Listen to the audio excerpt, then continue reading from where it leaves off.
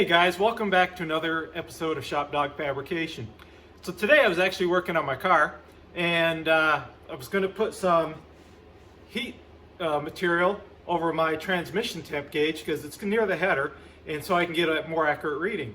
But one of the things I noticed, right, is when you cut this material, it starts to fray.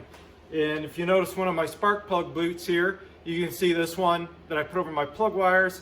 It got a little burnt because it's near the header. And that's the reason why I got this in the first place. But you can see here, it started separating away as well.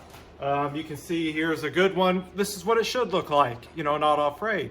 So what I thought I'd throw out there is just a quick tip or trick that I just thought about doing. So if you want to buy this stuff in bulk to keep it from fraying, is simply take your favorite super glue and just take it and put some super glue on the edges here. Let it kind of soak in a little bit and it will keep your tips or the fabric from fraying. And then you can buy this in bulk lengths,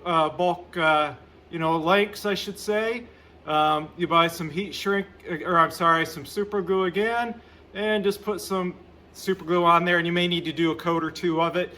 Let it soak and then do a little bit more, but then this will keep your heat protector from fraying. So again, I just wanted to throw that out there as a quick little tip or trick for you guys. So guys, after I showed you that little trick about doing the super glue, I thought about another way that I've done this as well.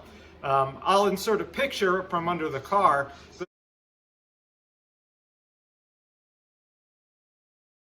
Basically, you can see here I've got some extra transmission line. Basically, I've got a boot.